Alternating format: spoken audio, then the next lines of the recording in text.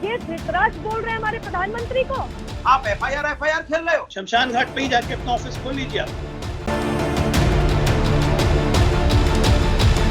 सीधा सवाल कांग्रेस पार्टी से रमन सिंह ने पूछा है कि दरअसल झूठी साख को बचाने के लिए इस तरह की राजनीतिक गतिविधियों को अंजाम देने की कोशिश कर रही है कांग्रेस और उसमें कभी भी कामयाब नहीं होगी। उन्होंने तो यहां तक कहा है कि अगर हिम्मत है तो गिरफ्तार कर लीजिए। देखिए, अपराध किया होगा तो गिरफ्तार भी होंगे, और जिस प्रकार ट्विटर ने भी मैनिपुलेटेड मीडिया बताया, कई बड़े न्यूज एजेंसियां हैं जिन्होंने रिसर्च करके इस बात को फाइंड आउट किया, जो इसी में माहिर हैं कि ये फर्जी लेटर हेड को यूज करके इन्होंने मैनिपुलेटेड डॉक्यूमेंट तैयार किया और कांग्रेस को डिफेंड करने की कोशिश की।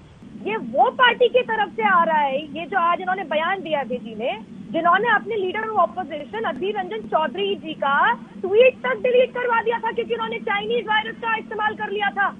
ये धृतराज बोल रहे हैं हमारे प्रधानमंत्री को। क्यों भैया, आपकी आंखों पे कौन सा पट्टी लगी थी जब सोनिया गांधी जी बाटला हाउस टेररिस्ट के लिए आंसू और टसुए बिहारी थी?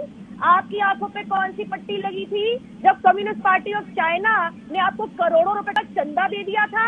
शर्म नहीं आती है? सब बोलते हो, आपस में लड़ते हो आप लोग। यहाँ लगातार गंगा में लाशें बह रही हैं, वो जानवर नोच रहे हैं, ऑक्सीजन कमी से लोग मर गए। आप एफआईआर खेल रहे हो। कमाल है भाई, तमाम तरह की टूल का पता लगाते घूमते हो इधर से उधर, और आप जो जिन टूल की जरूरत है उनका पता नहीं लगा पाते।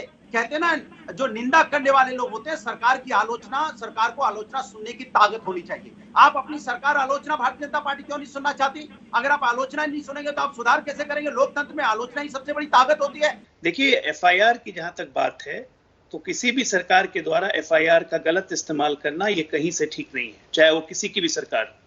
और इस देश में इस एफआईआर का प्रचलन काफी दिनों से चल रहा है, जो कि एक दुर्भाग्यपूर्ण बात है, इसमें कोई शक नहीं है। लेकिन साथ के साथ ये भी देखना बहुत जरूरी है कि जब हम पैंडेमिक में चल रहे हैं और पैंडेमिक में ऐसी बातें एक जिम्मेदार व्यक्ति के मुंह से निकलना जिससे कि लोगों में भय फैले, जिससे कि लोग में खतरा व्याप्त हो, जिससे एक अराजक स्थिति बने, ये कहां से न्यायपूर्ण और तर्कसंगत हो गया? चाहे वो कमलनाथ हो, पूर्व केंद्रीय मंत्री रहे हैं, पूर्व मुख्यमंत्री रहे हैं, तो क्या कमलनाथ जी कुछ भी बोलेंगे तो क्या वो सही जस्टिफाइड हो जाएगा जस्ट बिकॉज कि कमलनाथ बोल रहे हैं? सरकार की आलोचना आप कीजिए, सरकार की आलोचना से कोई दिक्कत नहीं है। बिल्कुल सही कहा है एक बात हमारे मित्र ने कि सरकार आलोचना सुनना चाहिए, बिल्कुल सुन रहे हैं हम। तो एक और सलाह देते हैं ना कांग्रेस पार्टी को, और भदौरिया जी आपको भी, एक काम कीजिए, शमशान घाट पे ही जाके अपना ऑफिस खोल लीजिए आप लोग।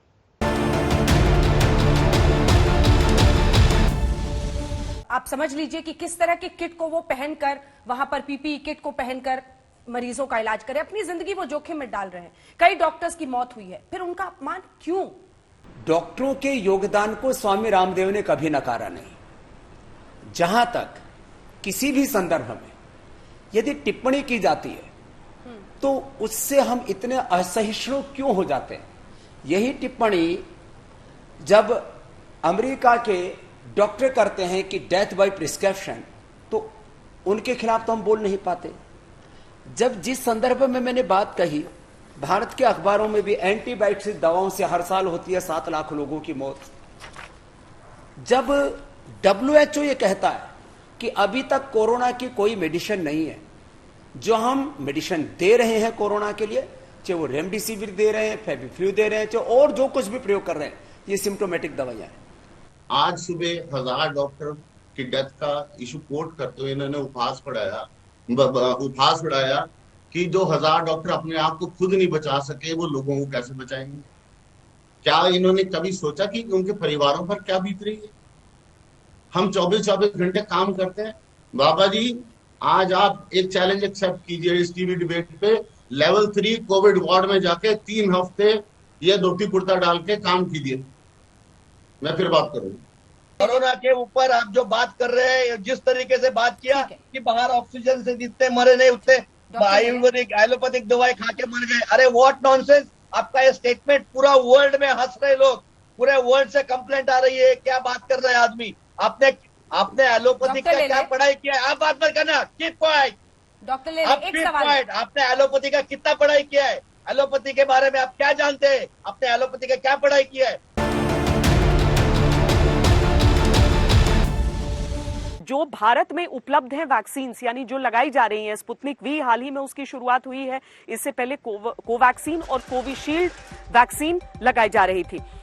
अब संभव है इनमें से सिर्फ कोविशील्ड लगवाने वालों को ही दुनिया के बाकी देशों में जाने की अनुमति मिले, जाने की इजाजत मिले, क्योंकि कोविशील्ड को छोड़कर बाकी दोनों वैक्सीन को डब्ल्यूएचओ की मान्यता ही नहीं है।